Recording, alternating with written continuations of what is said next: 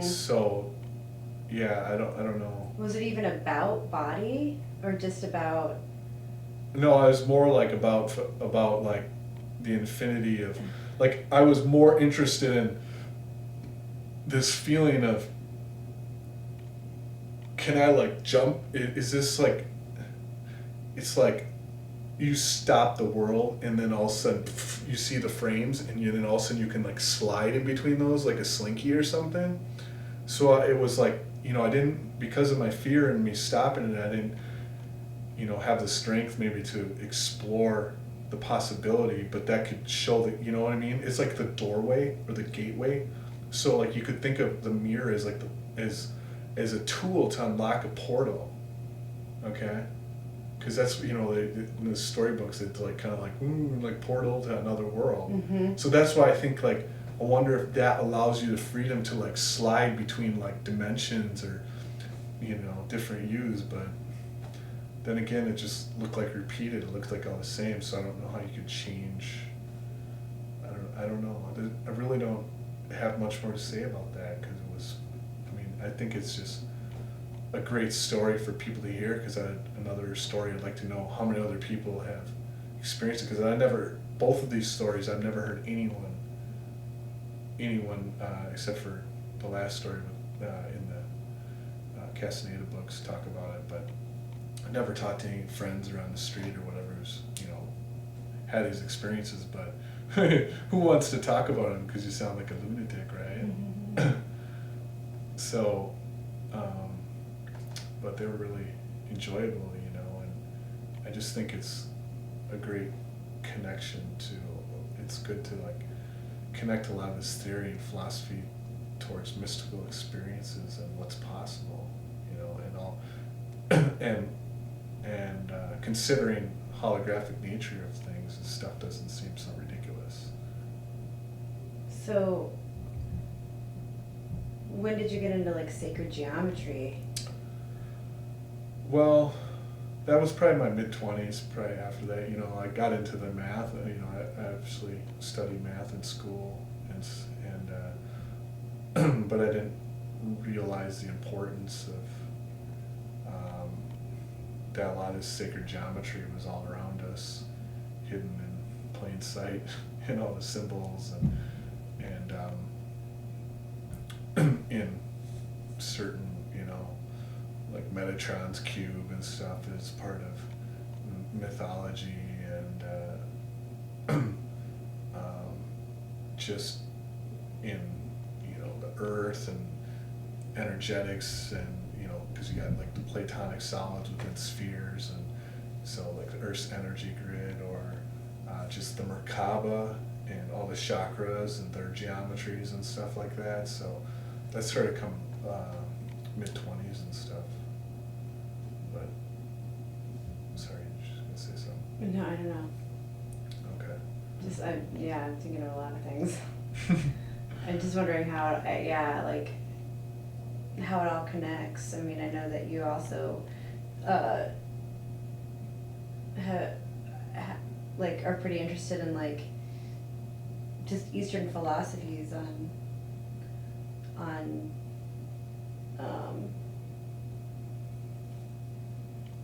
the ego and the, I don't know, I feel silly, but connecting like some of those philosophies with all this other like factual, or like not factual but statistical, mathematical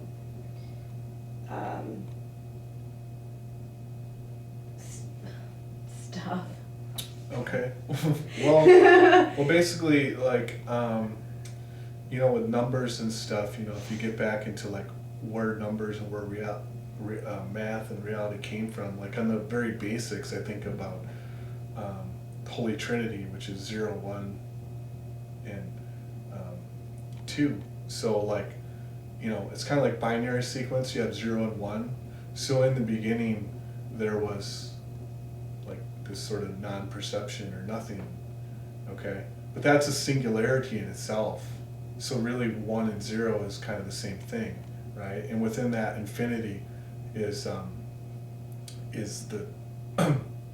is within all that. So 0, 1, and infinity are all the same thing. And later, through talking to this math dude, he convinced me that 8 should be included in there too. Because 8 and infinity are really the same symbol, you know? And it's like 8 and infinity are kind of like 2 zeros together, you know what I mean? So if you, 1 is like in the Holy Trinity, this not the numeric value, but so once you have 0 and 1, you kind of have 2, or you have duality, right? So the symbol for that is 1, which is a broken circle. So it's really that unity that appears like something else, okay? And once you have that, then it's like a magnet, like a dipole. So you have 2 different states, or what appears to be 2 different states. And that duality is the sun, which is the sun, S-O-N, which is people, and the dualistic experience of object, subject, here, there, and all this stuff. So that's that. And the Holy Spirit is the 0, or the singularity, what's the screen behind all this, the field that the duality like is rising in, you know. So basically, then you have the union of the two, which is what you call God or the Father, and that is the paradox of experiencing both at the same time. So it's kind of like you have 1 foot in and 1 foot out. You're in the world but not of it, I think they say. So that's enlightenment to me, or being your own God, whatever, the Godhead, that you are like interfaced with all this, but yet you're like, you don't have to touch it really. It's kind of like, because there's this sort of like knowing of who you really are outside of this, it's like you can experience it as fully as you want, but you can sort of maybe back off from it, and like, or it doesn't have to be so serious because you realize it's just an illusion, or it's just a dream, you know. So so that's the whole thing, is like this 0 is the field, it's the space, you know, and that cannot be perceived. You know, looking at whatever we can perceive of space is already the brain or the filters starting to like do something. You see what I mean? Like fog, when you close your eyes or whatever and you start getting lost, kind of like in the fog, that's already like a kind of like a starting to interpret it, I think. All right, and so that so maybe that's like a manifestation of emptiness, or what it appears to us, right? Mm-hmm. So so I mean, like, I don't know what, it's hard to really like know what real emptiness is unless you're there, you know. It's like non-perception and nothing. So you have this nothing, and anything that comes from nothing, arises from nothing, is still nothing.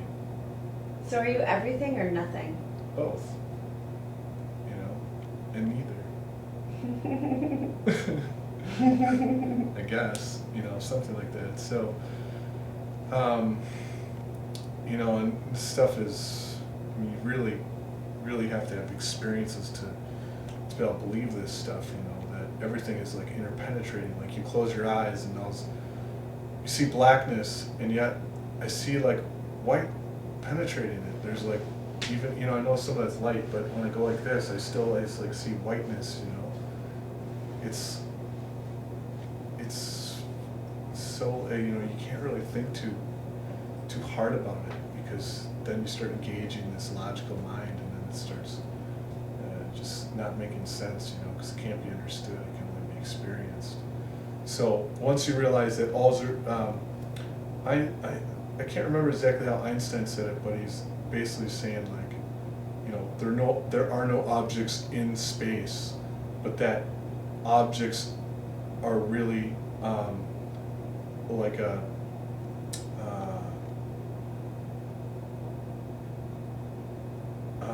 it's like a change within the field.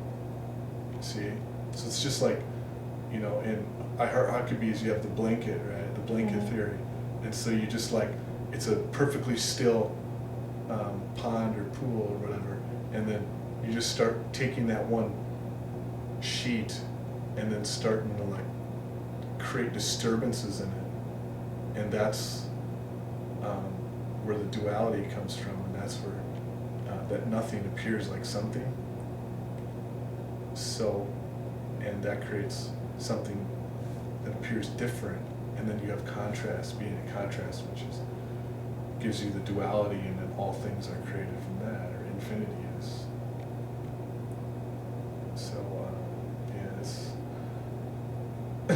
that's interesting stuff. You know, that's kind of like this simplified way to take like symbols and numbers and like experience and wrap them all together. Because if you look at, like when I look at space and I look at the wall, like I can see that nothing's really solid like it is. I mean, you can't even like focus on the detail. If you look, the more closely I look, the more I see that it's just like fog, you know, or like kind of like when you in the astral plane, it's kind of like that. Or certain dreams where you look and you just, it's hard to like focus and stuff on it. And so once I see that on the wall, I notice that really that same fog on the wall is really the same fog that's like halfway between me and the wall in this space.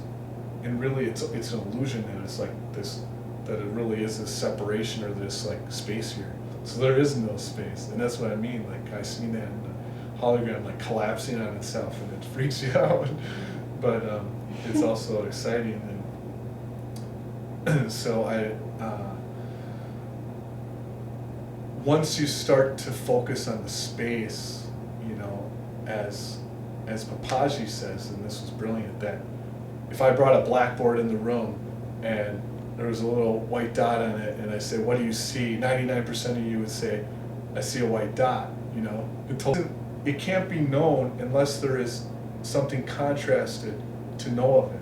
So that's why all this ignorance has to be here to really understand enlightenment, because once you're not it,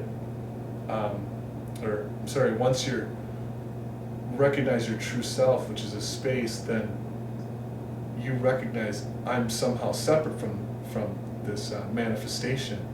You can't perceive that perceiver because it's not perceivable. It can only be known indirectly from the contrast which you're looking at, you know. So we got to be grateful for all this stuff. Otherwise, we're not gonna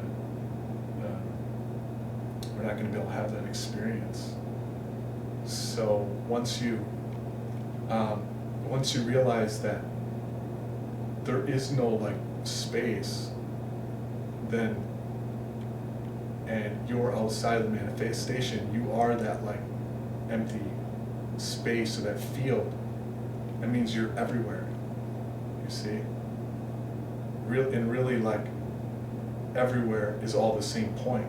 So you can fold it up this way, and then you fold it up, and then you get just one point, you see? So that's why they have like, call it like quantum non-locality, where you have, they basically take some kind of particle and they break it into pieces, into two pieces, and they send them in different directions, right? And then you got a detector in each side, and this particle can only have two states, and we'll call it sweet and sour, okay? So particle A over here gets tested, and if it's sweet, we automatically know this one's sour, okay? So once you detect one, the other one's known, all right? So say we detect this one as sweet, then they go to detect that one, and every time it's sour, all right? So how did this one know what state that one was going to be in there? So there's like they're communicating, and at first they're like, oh, wait a minute, there's some kind of psychic wireless connection going on between there, and I think that was realized to be nonsense. That what it really is that they call it quantum non-locality, because they're not separate. They're not separate particles. They're not separate points. they're connected to each other intrinsically, because this is the holographic monitor, so to speak. But see, all the data on the disk is all in the same place, right?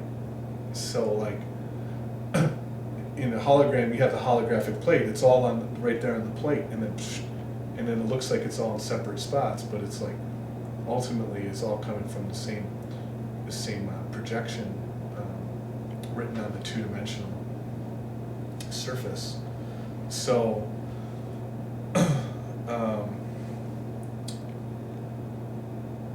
shoot, I lost my place. We can clip it out once I figure it out, but because I kind of liked how this was going. I do too. You first were talking about the point. Oh. Everything folding up. Yeah. So you have these 2 points, and it doesn't matter how far apart they are. Distance is irrelevant. So it shows there is no distance. But it's kind of like the way they explain it is if you took like an aquarium and you set up 2 cameras on the sides viewing the different aquarium, and then you linked them, and then you had 2 TV monitors in front of you, and you're like looking at these 2 fish in the aquarium, and because of the angles are different, it looks like 2 different fish at first. So at first it looks like these 2 things are 2 separate things, but really they're the same thing. They're different perspectives of the same thing, projected in different spots. See what I mean?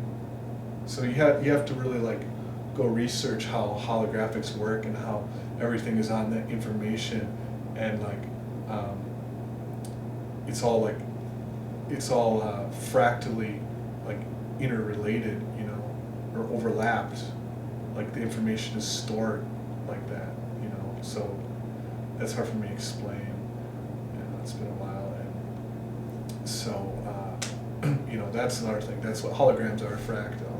So you have the part is within the whole, or the whole was within the part. Okay, and that's why we have DNA in every cell of our body. The whole program for your whole body is in every part. See? And then and you know, this gets into like holons and stuff. So, you know, there are no holon is HOLON. Okay? So what it means is like a whole part. Because like a proton or neutron is like a particle, and a whole is like a whole. So holon is a whole part. Okay? So everything is a whole part. There are no parts and there are no wholes. You see? So like everything you can think of, this computer is a part of this whole universe or this whole room, right? So it always exists in a larger whole. And then so that part's in the whole, and the whole is a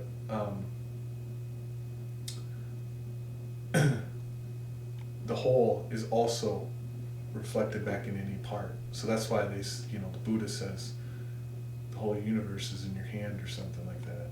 You know, or the whole universe is in a grain of sand. Maybe that's what it is. You know?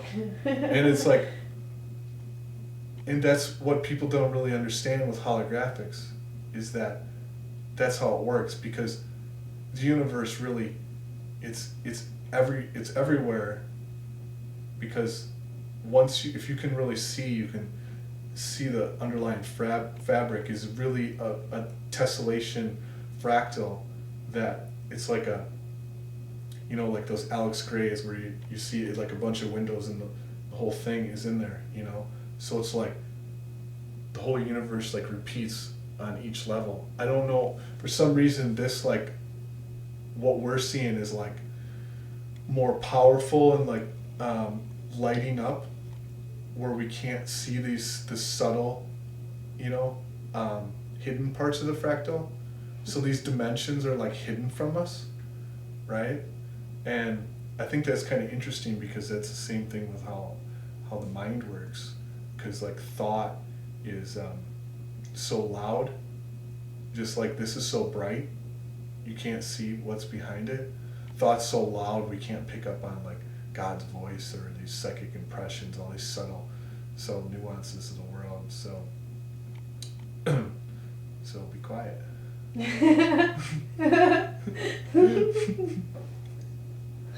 Talk about, I've heard you talk about before about water droplet. Yeah, this stuff's, it's just like mind-boggling, but it's wonderful. It makes you feel free and like and playful, that we don't have to be so serious about our lives because our separateness isn't really a big deal. The whole thing about It's low battery, just saying. okay, individuality and separateness are interconnected, like parts and wholes, and like everything is that really, if you think about it as water can divide itself into many droplets, right? So, so it can divide and create, just like our soul, we can say, or these energy bodies, or I don't know, it's all just a certain vibration of the manifestation, that these parts of ourselves can split off, and it doesn't lose anything, okay? So me and you are living this life, so maybe we die, and then these two like water droplets go, and then we live another life, right? So we can all be like these, we don't have to hog bodies, so we could be like, we could go and we can all be Cleopatra or whatever, or King Tut, and have that experience together, and then divide up again, and it seems so impossible, but it's like a fire candle, a flame. So you can take this flame and you can go around and light all these other flames, and yet nothing is lost from the source. So in other words, they say you can go up in heaven. Here we're here to experience limitation, but in heaven there are no limitations. So if we're both in heaven and you want to see me, and you say, Chad, can you please come here, and we're at a distance, and I psychically pick this up or something, I'm not going to go, hey, I'm busy right now, I can't make it, maybe I'll be there at 5 o'clock for dinner, and